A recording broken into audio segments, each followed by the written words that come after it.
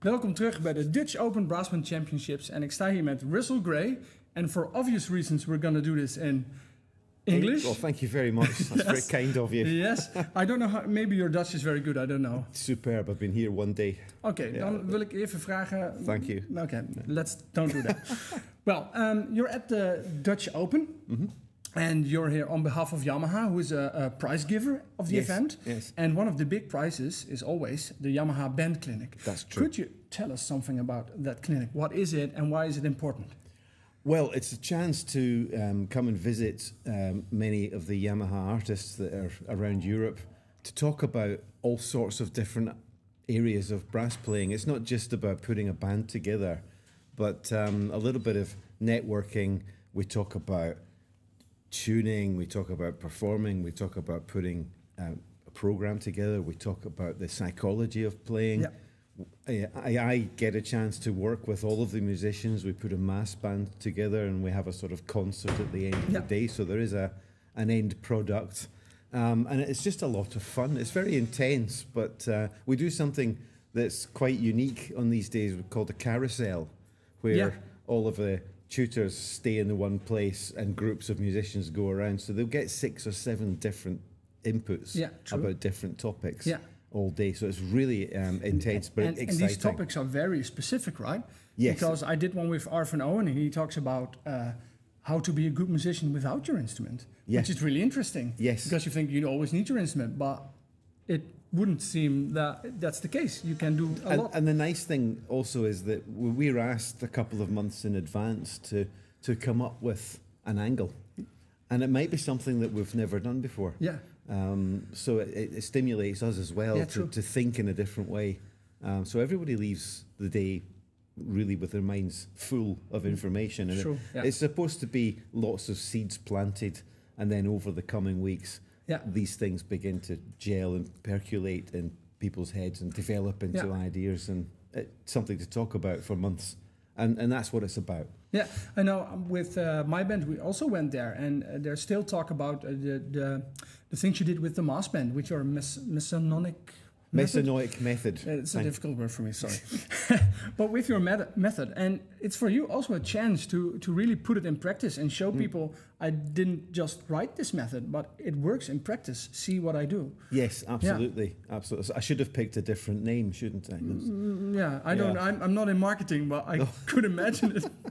But I think you've also called it 120 things to do with 101 things to do with a hymn tune. Yes, that was going back a long time, but it's the same principle but streamlined, and I called it the Masonic method.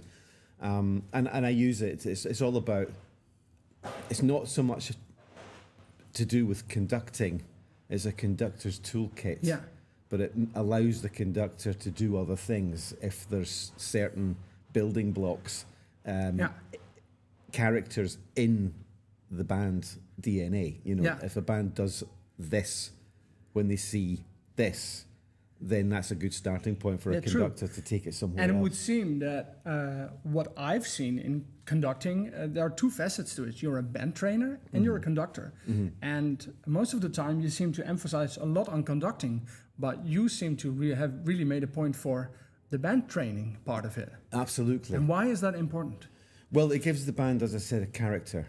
If the band does things for themselves and relates to each other, conductors should be invisible, I think, because if we can take a step back and just allow the band to play, that can produce magic results.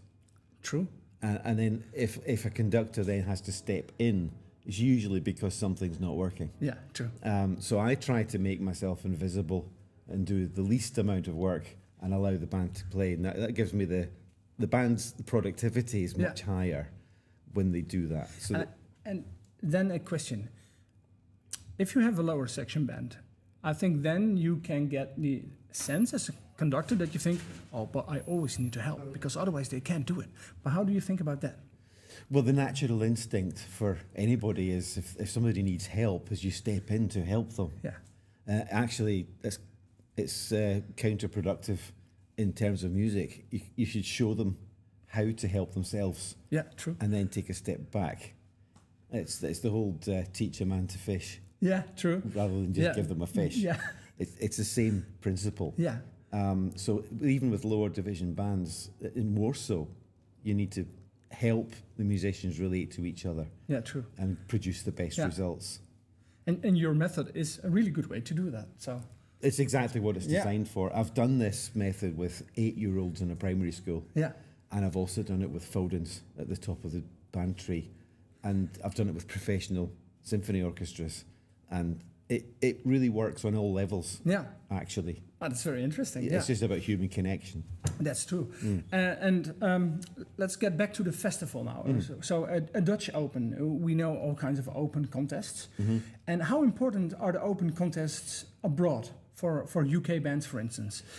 Well, of course, we are an island, even more so these days. Yes, very true. The cost of travelling for bands in the UK is quite astronomical. I know it is for everybody, of course, but if you have to get on a boat or you have to get on a plane, it does escalate quite very true a lot, quite quickly.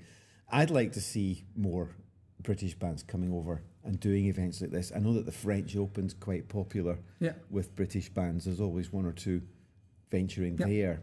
It'd be nice to see them coming here. It's just as easy to get here. And I think that the idea of an open contest is so important because we do better when we're communicating with each other and we spend time together across borders. I totally don't understand building walls and fences and separatism. I don't agree with that in any way, shape or form. So the more open contests we can have, the better, in my opinion. Yeah, and Dutch, for the brass band scene in general, how important are these opens? Because I think there's also a German Open. You said a French Open, Swiss Open, Flemish Open, Swiss Open. But it would seem that just a few bands cross over, not a lot. But what can we do to make that better? I think what you're doing, making it accessible to people sitting at home, sparkling an idea, think, oh, maybe we should be part of this. And this live streaming of events becoming more and more popular. It's just bringing it a little bit more into people's lives and making it more relevant. Yeah, true. That eventually will trickle down, I think. A lot of bands are community bands and just want to be there to support the community or just have some social time with each other, and the coffee and the cake at half time is almost as important as the playing itself, and that's okay, absolutely fine. But those bands that want to take part or are on the verge of thinking about it, they should take the step. Yeah, true. Yeah, and then these festivals could get bigger and more interesting, obviously. I like this festival as it's expanded and it's involving other things and over multiple days. Tomorrow's a great opportunity for bands to perform in this area. And with all of the judges and the experts that are here being engaged, that these bands might not have access to on another occasion. So this is really healthy. It's a good topic you get on here. It's a bigger festival, and Yamaha is very involved in the bigger festival. Could you just take us through a few things? I think you've worked with the band yesterday evening. I did, yes. I was in the conservatoire with the conducting class, so we had 4 student conductors. And of course, to learn how to conduct is a very difficult thing because you don't have the access to live musicians very often. And true, a mirror is different than... very different. You can practice in front of a mirror all you like, but a human being's going to react in a different way. True. So having that opportunity for those conductors to work with a really good band is a rare event, and I think very important. They got a lot out of it. I got a lot out of it, and I learn every time I'm teaching as well. For instance, what do you learn from Dutch conductors here, for instance? What is something you take home? Well, there seems to be a very good setup. There's a very good conducting class there and in other establishments. I think the Netherlands is a little bit ahead. Certainly for band conductors, training people to be conductors in the community and taking community conductors in to learn the trade. Because in the UK, that's a little bit different. Well, in the UK, we don't have any courses like that, to my knowledge, other than privately run weekend seminars, of which I do one myself. And most conservatoires are, of course, training conductors to be standing in front of a symphony orchestra and going down that stream.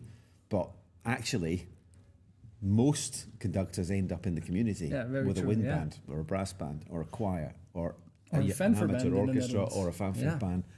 And it's important to have the space to be able to learn how to do that.